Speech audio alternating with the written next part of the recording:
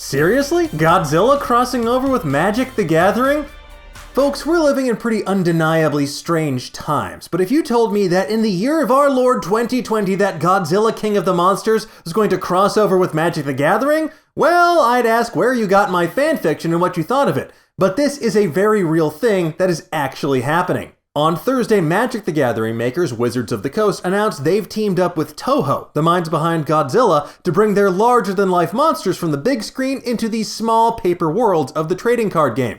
And if this seems like a weird announcement, that's because it is. With a few exceptions, Magic has always been pretty firmly rooted in its high fantasy setting, and seeing these modern sci-fi creations has definitely caught players' attention.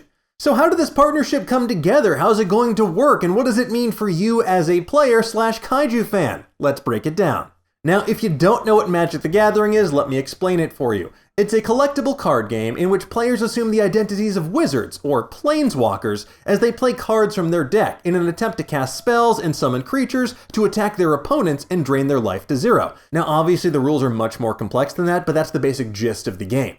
Now, these planeswalkers battle it out across different dimensions, and this latest set introduces a new plane of existence known as Ikoria, in which gargantuan monsters have basically made it a full-time job of snacking on humans. And honestly, what better way to include the biggest and baddest monster of them all, Godzilla, as well as his fellow kaiju? But which of these mega-popular mammoth monsters are actually going to be coming to this set? Now, so far, we obviously know that Godzilla, King of the Monsters, is going to be stomping his way into the game, and Wizards of the Coast has also showed off a card Queen of the Monsters, Mothra, as well as one for teen heartthrob, the three-headed bad boy, Ghidorah. But beyond that, much like Monarch, Wizards of the Coast is keeping these monsters under wraps. They're going to be announcing new cards in the days ahead. In the meantime, they've said, there will be a total of 16 Godzilla series monster cards available in English, with 3 more available only in Japanese. So how can you get your hands on these monster cards? Well, that depends on how you play Magic the Gathering.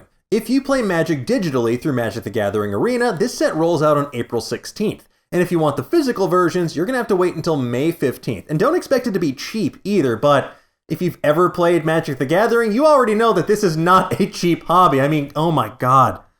Think of all the things I could have bought if I hadn't bought Magic cards. I can't do it, I'll be too sad. God, it's so fun but so expensive. The Godzilla King of the Monsters cards will only be available through the Buy-A-Box program through licensed stores, and the rest of the monsters aren't going to be available through traditional booster packs. Rather, they are going to be available through collector's packs that can run upwards of $20 to $30 a piece. Now, if you've played through Magic the Gathering Arena, you can snag some Godzilla-themed cards if you buy Ikoria Lair of the Behemoths packs in bundles of 6 or more. Now, this isn't the first time that Magic the Gathering has teamed up with an external IP. They've done limited edition cards for My Little Pony as well as Grimlock from Transformers, but those examples were either limited edition promotions done at conventions or to raise money for charity. This is the first time they're doing a team up with an external IP for the public at large. And with the precedent this sets, it's honestly pretty fun to think about where Magic the Gathering could go next.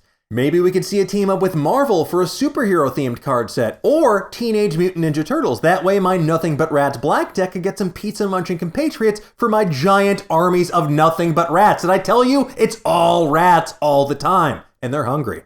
In any event, you can bet your bottom dollar that my Magic-loving colleagues are already mortgaging their homes as they line up their pre-orders for this set. But what do you folks think? Are you going to get your hands on some sweet, sweet kaiju cards? What other monsters do you hope they reveal? And what other property do you want to see Magic cross over with? Let's discuss.